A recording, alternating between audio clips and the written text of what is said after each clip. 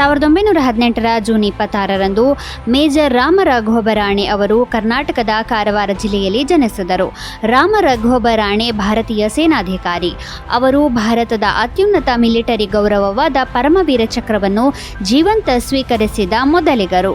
ರಾಮರಾಘೋಬ ರಾಣೆ ಅವರು 2ನೇ ಮಹಾಯುದ್ಧದ ಸಮಯದಲ್ಲಿ ಬ್ರಿಟಿಷ್ ಭಾರತೀಯ ಸೇನೆಯಲ್ಲಿ ಸೇವೆ ಸಲ್ಲಿಸಿದ್ದರು ಎಂದು ಹೇಳಲಾಗುತ್ತದೆ.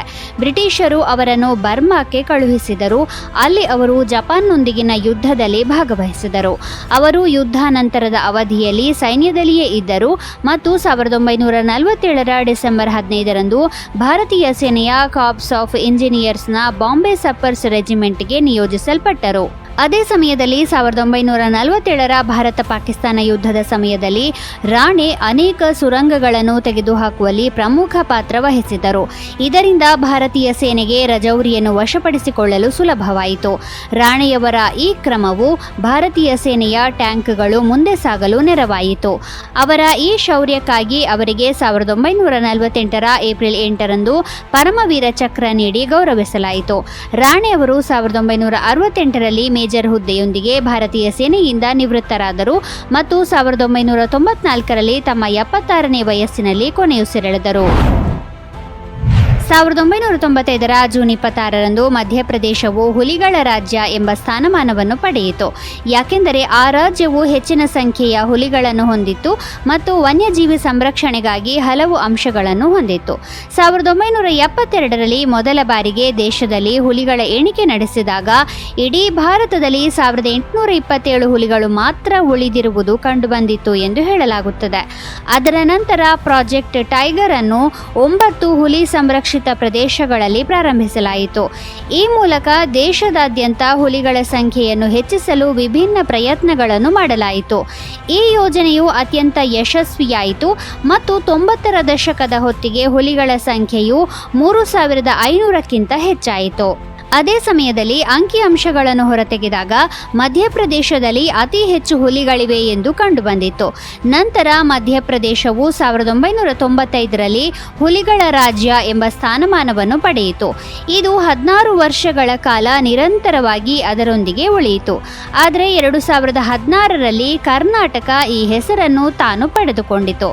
ಆದಾಗ್ಯೂ 2019ರಲ್ಲಿ ಹುಲಿ ಗಣತಿಯನ್ನು ನಡೆಸಿದಾಗ ಮತ್ತೆ ಮಧ್ಯಪ್ರದೇಶ ಹುಲಿ ರಾಜ್ಯ ಸ್ಥಾನಮಾನವನ್ನು ಮರಳಿ ಪಡೆಯಿತು. ವರದಿಯ ಪ್ರಕಾರ 2014ರಿಂದ 2018ರ ಅವಧಿಯಲ್ಲಿ ಭಾರತದಾದ್ಯಂತ ಹುಲಿಗಳ ಸಂಖ್ಯೆ 2226ರಿಂದ 2977ಕ್ಕೆ ಏರಿತು. ಇವುಗಳಲ್ಲಿ ಗರಿಷ್ಠ 526 ಹುಲಿಗಳು ಮಧ್ಯಪ್ರದೇಶದಲ್ಲಿ ಮಾತ್ರವೇ ಇದ್ದವು. ಇದಾದ ನಂತರ ಕರ್ನಾಟಕದಲ್ಲಿ 524 ಮತ್ತು ಉತ್ತರಾಖಂಡದಲ್ಲಿ 442 ಹುಲಿಗಳು ಇವೆ. ಭಾರತದಲ್ಲಿ ಪ್ರತಿ 4 ವರ್ಷಗಳಿಗೊಮ್ಮೆ ಹುಲಿ ಗಣತಿ ಮಾಡಲಾಗುತ್ತದೆ.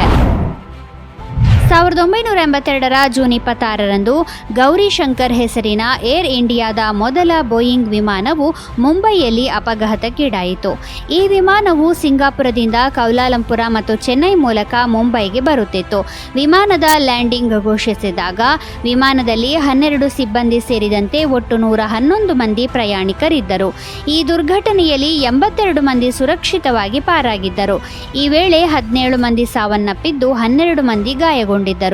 ವಿಮಾನ ಗೌರಿಶಂಕರ್ ಒಟ್ಟು 4 ಎಂಜಿನ್ಗಳನ್ನು ಹೊಂದಿತ್ತು ಎಂದು ಹೇಳಲಾಗಿದೆ. ಪ್ರತಿಕೂಲ ಹವಾಮಾನ, ಬಲವಾದ ಗಾಳಿ ಮತ್ತು ಭಾರೀ ಮಳೆಯಿಂದಾಗಿ ದುರ್ಘಟನೆ ಸಂಭವಿಸಿತ್ತು. ವಿಮಾನ ಲ್ಯಾಂಡಿಂಗ್ ಆಗುತ್ತಿದ್ದಾಗ ಅದರ ಒಂದು ಎಂಜಿನ್ ದೊಡ್ಡ ಶಬ್ದದೊಂದಿಗೆ ಸ್ಫೋಟಗೊಂಡಿತು. ಇದರಿಂದಾಗಿ ವಿಮಾನವು 50 ಮೀಟರ್ವರೆಗೆ ಗಾಳಿಯಲ್ಲಿ ತಿರುಗಿತು. ಮತ್ತೆ ನೆಲಕ್ಕೆ ಅಪ್ಪಳಿಸಿದಾಗ ವಿಮಾನದ ಇನ್ನೊಂದು ಎಂಜಿನ್ ವಿಮಾನದಿಂದ ಹೊರಬಂದಿತ್ತು. ಸ್ವಲ್ಪ ಸಮಯದ ನಂತರ ವಿಮಾನವು ರನ್ವೇಯಲ್ಲಿ ನಿಂತಾಗ ಅದು 3 ಭಾಗಗಳಾಗಿ ಒಡೆದಿತ್ತು. ಆದರೆ ಇಷ್ಟೆಲ್ಲ ಆದರೂ ವಿಮಾನಕ್ಕೆ ಬೆಂಕಿ ತಗುಲದ ಕಾರಣ 82 ಜನರ ಪ್ರಾಣ ಉಳಿದಿತ್ತು. ದೇಶಗಳ ನಡುವೆ ಶಾಂತಿ ಮತ್ತು ಭದ್ರತೆಯನ್ನು ಉತ್ತೇಜಿಸಲು 1945ರ ಜೂನ್ 26ರಂದು 50 ದೇಶಗಳು ಒಂದು ಚಾರ್ಟರ್ ಅಥವಾ ಸನ್ನದಿಗೆ ಸಹಿ ಹಾಕಿದವು. ನಂತರ ಈ ಸನ್ನದು 1945ರ ಅಕ್ಟೋಬರ್ 24ರಂದು ಜಾರಿಗೆ ಬಂದಿತು. ನಂತರ ಈ ಸನ್ನದಿಗೆ ವಿಶ್ವಸಂಸ್ಥೆ ಎಂದು ಹೆಸರಿಸಲಾಯಿತು. ವಿಶ್ವಸಂಸ್ಥೆಯ ಉದ್ದೇಶಗಳು ಅಂತಾರಾಷ್ಟ್ರೀಯ ಶಾಂತಿ ಮತ್ತು ಭದ್ರತೆಯನ್ನು ಕಾಪಾಡುವುದು, ರಾಷ್ಟ್ರಗಳ ನಡುವೆ ಸೌಹಾರ್ದ ಸಂಬಂಧ ಸಂಬಂಧಗಳನ್ನು ಬೆಳೆಸುವುದು ಮತ್ತು ಸಾಮಾಜಿಕ ಪ್ರಗತಿ, ಉತ್ತಮ ಜೀವನ ಮಟ್ಟ ಹಾಗೂ ಮಾನವ ಹಕ್ಕುಗಳನ್ನು ಉತ್ತೇಜಿಸುವುದು ಆಗಿವೆ. ಇದರ ಹೊರತಾಗಿ ಭವಿಷ್ಯದ ಸಂಘರ್ಷಗಳನ್ನು ತಪ್ಪಿಸುವುದು ಯುಎನ್ನ ಉದ್ದೇಶವಾಗಿದೆ. ಇಂದು ವಿಶ್ವದಾದ್ಯಂತ 193 ದೇಶಗಳು ವಿಶ್ವಸಂಸ್ಥೆಯ ಸದಸ್ಯರಾಗಿವೆ. ವಿಶ್ವಸಂಸ್ಥೆಯ ಚಾರ್ಟರ್ 1945 ಅಕ್ಟೋಬರ್ 24 ಜಾರಿಗೆ ಬಂದಿತು. ಆದ್ದರಿಂದ ವಿಶ್ವಸಂಸ್ಥೆಯ ಸಂಸ್ಥಾಪನಾ ದಿನವನ್ನು ಅಕ್ಟೋಬರ್ 24 ಆಚರಿಸಲಾಗುತ್ತದೆ. 1910ರಿಂದ 1950 ಇಡೀ ಜಗತ್ತು 2 ಮಹಾಯುದ್ಧಗಳನ್ನು ಕಂಡಿದೆ.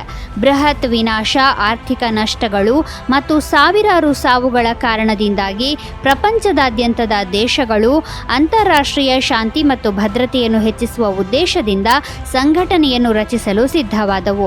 ಇದಕ್ಕಾಗಿ 1945ರಲ್ಲಿ ಸ್ಯಾನ್ ಫ್ರಾನ್ಸಿಸ್ಕೋದಲ್ಲಿ ಅಂತಾರಾಷ್ಟ್ರೀಯ ಸಂಸ್ಥೆಯ ಸಮ್ಮೇಳನವನ್ನು ಆಯೋಜಿಸಲಾಯಿತು. ಅಲ್ಲಿ ವಿಶ್ವಸಂಸ್ಥೆಯ ಸಂಘಟನೆಗೆ ಸಂಬಂಧಿಸಿದಂತೆ ಒಮ್ಮತವನ್ನು ತಲುಪಲಾಯಿತು. 1498 ಜೂನ್ 26 ಚೀನಾದ ಆಡಳಿತಗಾರ ಹಾಂಗ್ಚಿ ಟೂತ್ ಬ್ರಷ್ಗೆ ಪೇಟೆಂಟ್ ಪಡೆದರು. ಪೇಟೆಂಟ್ ಅಂದರೆ ಟೂತ್ ಬ್ರಷ್ ಹಕ್ಕನ್ನು ಆತ ತನ್ನ ಹೆಸರಲ್ಲೇ ಇಟ್ಟುಕೊಂಡಿದ್ದರು. ಕ್ರಿಸ್ತಪೂರ್ವ 3000 ಹಿಂದೆ ಜನರು ಹಲ್ಲುಗಳನ್ನು ಬಿಳುಪುಗೊಳಿಸಲು ಮರದ ಕೊಂಬೆಗಳನ್ನು ಬಳಸುತ್ತಿದ್ದರು ಎಂದು ಹೇಳಲಾಗುತ್ತದೆ. ನಂತರ ಕ್ರಿಸ್ತಪೂರ್ವ 1600ರಲ್ಲಿ ಜನರು ಬಾಯಿಯ ವಾಸನೆಯನ್ನು ತಡೆಯಲು ಸುಗಂಧಯುಕ್ತ ಮರದ ಕೊಂಬೆಗಳನ್ನು ಬಳಸಲು ಪ್ರಾರಂಭಿಸಿದರು. ಈ ವೇಳೆ ಮರದ ಹಿಡಿಕೆಯ ಮೇಲೆ ಪ್ರಾಣಿಗಳ ಕೂದಲು ಇಟ್ಟು ಹಲ್ಲುಜ್ಜುವುದು ಆರಂಭವಾಯಿತು ಎನ್ನಲಾಗಿದೆ. ಇದೇ ವೇಳೆ ಟೂತ್ ಪೇಸ್ಟ್ನಂತೆ ಮಣ್ಣು, ಬೂದಿ, ಮೊಟ್ಟೆಯ ಚಿಪ್ಪಿನ ಪೇಸ್ಟ್ ಸೇರಿದಂತೆ ಹಲವು ಬಗೆಯ ವಸ್ತುಗಳನ್ನು ಬಳಸಲಾರಂಭಿಸಿದರು. ನಂತರ 1498ರಲ್ಲಿ ಚೀನಾದ ಮಿಂಗ್ ರಾಜವಂಶದ ರಾಜ ಹಾಂಗ್ಚಿ ಹಂದಿಯ ಕೂದಲಿನಿಂದ ಮೊದಲ ಹಲ್ಲುಜ್ಜುವ ಬ್ರಷ್ ಅನ್ನು ತಯಾರಿಸಿದರು ಮತ್ತು ಅದಕ್ಕೆ ಪೇಟೆಂಟ್ ಪಡೆದರು. ನಂತರ ಹಲ್ಲುಜ್ಜುವ ಬ್ರಷ್ ಸಾಮಾನ್ಯ ಜನರಲ್ಲಿ ಜನಪ್ರಿಯವಾಯಿತು. 1780ರಲ್ಲಿ ವಿಲಿಯಂ ಅಡಿಸ್ ಮೊದಲ ಬಾರಿಗೆ ಕುದುರೆಯ ಕೂದಲಿನಿಂದ ಹಲ್ಲುಜ್ಜುವ ಬ್ರಷ್ ಅನ್ನು ದೊಡ್ಡ ಪ್ರಮಾಣದಲ್ಲಿ ತಯಾರಿಸಿದರು. 1844ರಲ್ಲಿ 3 ಸಾಲಿರುವ ಹಲ್ಲುಜ್ಜುವ ಬ್ರಷ್ ಅನ್ನು ಮೊದಲ ಬಾರಿಗೆ ತಯಾರಿಸಲಾಯಿತು. ಅಂದಿನಿಂದ ಈ ವಿನ್ಯಾಸವು ಇನ್ನೂ ಮಾರುಕಟ್ಟೆಯಲ್ಲಿ ಚಾಲನೆಯಲ್ಲಿದೆ. ಇದಲ್ಲದೆ ಎಲೆಕ್ಟ್ರಿಕ್ ಟೂತ್ ಬ್ರಷ್ಗಳು ಕೂಡ ಮಾರುಕಟ್ಟೆಗೆ ಬಂದಿವೆ.